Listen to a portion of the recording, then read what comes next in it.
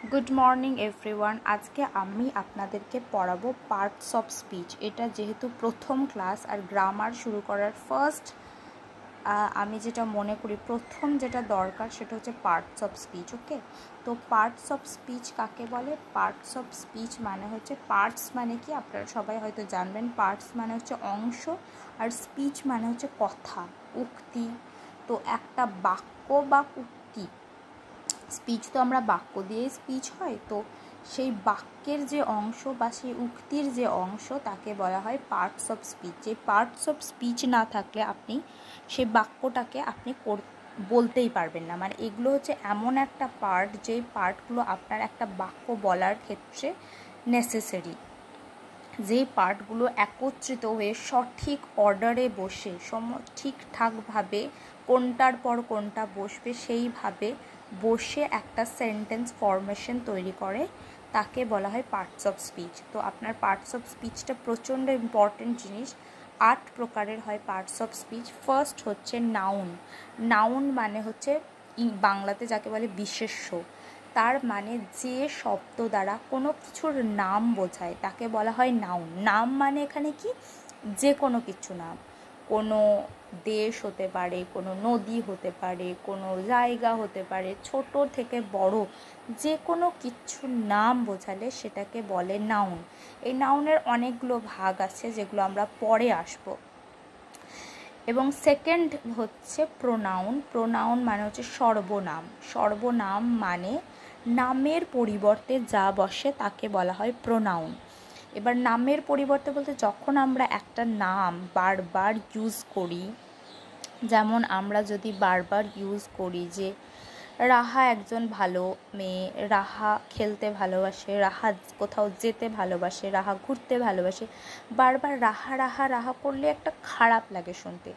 তার জন্য সেই সুবিধার্থে যাতে শুনতে খারাপ না লাগে তার জন্য আমরা কি ব্যবহার করি? আমরা ব্যবহার করি প্রোনাউন বা সর্বনাম।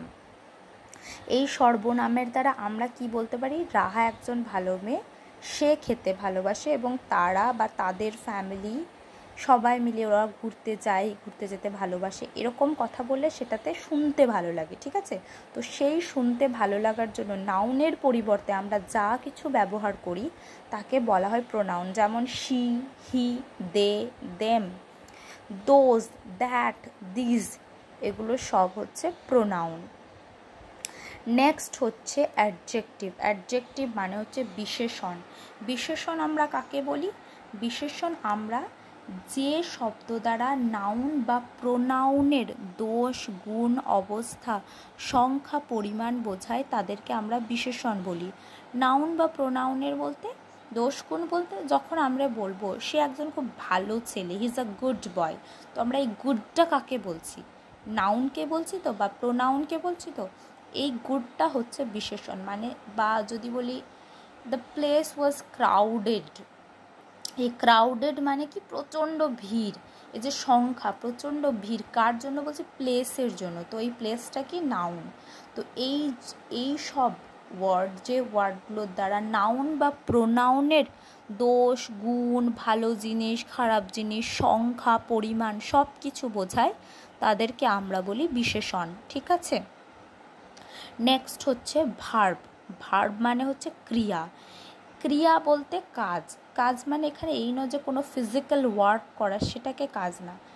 সেন্টেন্সের ক্ষেত্রে, গ্রামারের ক্ষেত্রে কোনো কিছু করা, যে কোনো কিছু করাকেই ভার্ব বলে। আমি যেমন শুয়ে আছি, বসে আছি, খাচ্ছি, পড়ছি, খেলছি, হাসছি, সব কিছুই কিন্তু, বকছি, কথা বলছি, সব কিছু কিন্তু কাজের মধ্যে পড়ে।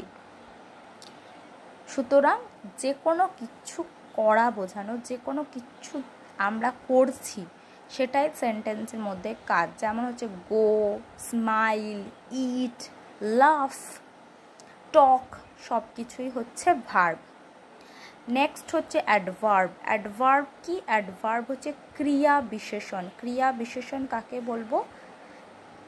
যে সব সেন্টেন্সের ওয়ার্ড দ্বারা কি প্রকাশ পায়? এই ভার্বের দোষ, গুণ, অবস্থা বোঝায় তাকে বলা হয় অ্যাডভার্ব। যেমন হচ্ছে আমরা হাঁটছি, সেই হাঁটাটা কিভাবে হাঁটছি? স্লোলি হাঁটছি না, হামাগুড়ি দিয়ে হাঁটছি না, ফাস্ট হাঁটছি না কিভাবে হাঁটছি, আমরা যেভাবে কাজটা করছি সেই সেই কিভাবে কাজটা করছি সেটা যে ওয়ার্ড দ্বারা প্রকাশ করা হয় তাকে বলা হয় অ্যাডভার্ব। যেমন হচ্ছে he is running very fast, এখানে ভেরি ফাস্ট, এই যে ফাস্ট কথাটি ইউজ করা হচ্ছে সেটা হচ্ছে অ্যাডভার্ব। বা হি ইজ ওয়াকিং স্লোলি, মানে সে কীভাবে হাঁটছে, খুব আস্তে আস্তে হাঁটছে, খুব স্লো হাঁটছে, এই স্লোলি কথাটাও হচ্ছে অ্যাডভার্ব। আর একটা সহজ জিনিস, যে ওয়ার্ডের শেষে ly থাকবে জেনারেলি সেটা অ্যাডভার্ব, যেমন স্লোলি, ব্যাডলি, যে কোনো কিছু, স্লোলি, ফাস্টলি, ব্যাডলি, এরকম যে কোনো, বা হয়তো ওয়েল কথাটাও কিন্তু অ্যাডভার্ব, যে he has done very well, মানে সে কী করেছে, খুব ভালো করেছে। তো এটা ডান, ও ওয়েল কোন জিনিসটাকে বলা হচ্ছে, ও যে কাজটা করেছে ওই কাজটা খুব ভালো করেছে, তাই তো, তার জন্য ওর কাজ করাটাকে ভালো বলা হচ্ছে, ওই জন্য ওটা অ্যাডভার্ব। যে কোনো ভার্ব, যে কোনো কিছু করাটার দোষ, গুণ, অবস্থা, খারাপ জিনিস, ভালো জিনিস, কোনো ভার্বের ওপর অ্যাট্রিবিউট করে যেটা বলা হবে সেটাকে অ্যাডভার্ব বলবো আমরা, ঠিক আছে। নেক্সট হচ্ছে প্রিপোজিশন। প্রিপোজিশন হচ্ছে কোনো শব্দর, প্রিপোজিশন হচ্ছে কোনো শব্দকে, একটা বাক্যকে সুন্দর করার জন্য যে ওয়ার্ড ইউজ করা হয় তাকে বলা হয় প্রিপোজিশন। যেমন প্রিপোজিশনের ক্ষেত্রে আমি একটা কথা বলবো, প্রিপোজিশন কোনো মানে একটা মুখস্থ করার জিনিস নয়, বা এটা একটা জেনে যাওয়ার জিনিস নয় যে এটাকে প্রিপোজিশন, বাকিগুলো যেমন একটা জানার দরকার কোনগুলোকে বলে, তো প্রিপোজিশনের ক্ষেত্রে কোনগুলো প্রিপোজিশন সেগুলো ইম্পর্টেন্ট, কখন কোথায় কোন প্রিপোজিশন বসে সেগুলো কিন্তু একটা মুখস্থর মাধ্যমে জানতে হবে। কারণ প্রিপোজিশন জিনিসটাই এরকম যে ওটার কোনো রুলস বা কোনো ডেফিনেশন প্রপারলি জেনে কিছুই হবে না। কারণ প্রিপোজিশন মানে হচ্ছে শব্দের সৌন্দর্য বজায় রাখার জন্য কিছু ওয়ার্ড ইউজ করে, স্পেসিফিক ওয়ার্ডস, তাদেরকে প্রিপোজিশন বলে। সেসব ওয়ার্ডগুলোর মধ্যে আছে of, on, above, behind, beside. তো এইসব ওয়ার্ডের কিছু কিছু ক্ষেত্রে মানে মিনিংস কাজে লাগে এবং কিছু কিছু ক্ষেত্রে জাস্ট মুখস্থ করতে হয় যে কোন ওয়ার্ডের পর বা আগে কোন প্রিপোজিশনটা বসে, ঠিক আছে। তো গেল প্রিপোজিশন। এরপর হলো কনজাংশন। তো কনজাংশন কি, কনজাংশন হচ্ছে সংযোজক অব্যয়। সংযোজক মানে কি, দুটো শব্দকে বা দুটো বাক্যকে যুক্ত করে যেই অব্যয়, যেই ওয়ার্ড, তাকে বলা হয় কনজাংশন। যেমন হচ্ছে আমি তুমি যাব এবং আমি তুমি যাব, এই কথাটার দুটোকে যুক্ত করবে কি, আমি ও তুমি যাব বা আমি এবং তুমি যাব।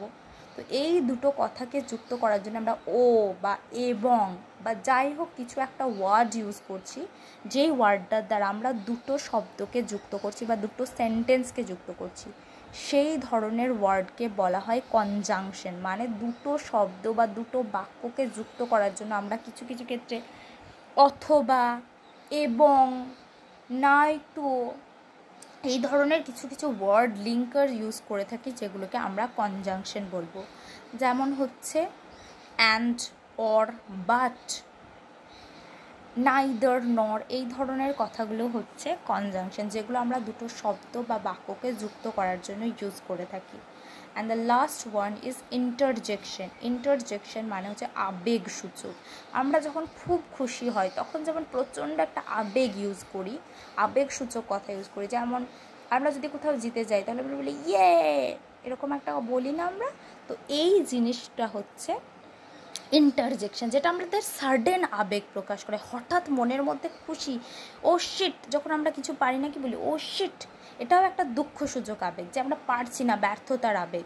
বার কিছু কিছু হলে হুররে, যখন যারা খেলা করে জিতে যায় হিপ হিপ হুররে বলে না, এই ধরনের কথাগুলো হচ্ছে আবেগসূচক অব্যয়। এই আবেগসূচক অব্যয়ের পরে সবসময় এই এক্সক্লামেটরি সাইনটা ইউজ হয়। এই দেখুন, এই যে সাইনটা আছে এটা হচ্ছে এক্সক্লামেটরি সাইন, এই সাইনটা সবসময় ইউজ হয়। তো এই ধরনের কিছু কথা আছে, যেমন হচ্ছে ব্রাভো। ব্রাভো মানে হচ্ছে সাবাস, আমরা যদি কিছু ভালো কিছু করি বলি সাবাস, অনেকে বলে না বাংলাতে। তো এই ধরনের কথাগুলো হচ্ছে ইন্টারজেকশন। তার মধ্যে আছে হুররে, ব্রাভো, ইয়ে, ও শিট, এই ধরনের কথাগুলো হচ্ছে কংগ্রাচুলেশনস, যেগুলো একটা আবেগ প্রকাশ করে। যে আর আবেগ প্রকাশের পরই, মানে ওই ওয়ার্ডটার পরই সবসময় এক্সক্লেমেটরি সাইনটা থাকবে। এটা হচ্ছে আমাদের গেল 8 প্রকারের পার্টস অফ স্পিচ। আশা করি আপনারা এই পার্টস অফ স্পিচ সম্পর্কে অবগত হয়েছেন। এবং আর একটা কথা বলে দিতে চাই, এই পার্টস অফ স্পিচ বোঝাটা খুব ইম্পর্ট্যান্ট, এবং ভবিষ্যতে যখন আপনারা সেন্টেন্সের সম্মুখীন হবেন, এই পার্টস অফ স্পিচ জানা থাকলে আপনারা সহজে যে কোনো গ্রামারের সেন্টেন্স ফরমেশন যে কোনো কিছু খুব সহজেই করতে পারবে। তো আজকের জন্য এটুকু। নেক্সট ক্লাসে আমরা পরবর্তী পার্টস অফ স্পিচের প্রত্যেকটা ভাগের ডিটেলস পড়ব। Thank you so much for watching. Please চ্যানেলটিকে সাবস্ক্রাইব করুন এবং বেল আইকন ক্লিক করুন। আমি চাই আপনাদের জন্য খুব ভালো ভালো ভিডিও ভালোভাবে খুব সহজ ভাষায় বোঝাতে। আশা করি আপনাদের ভালো লাগবে। Thank you so much.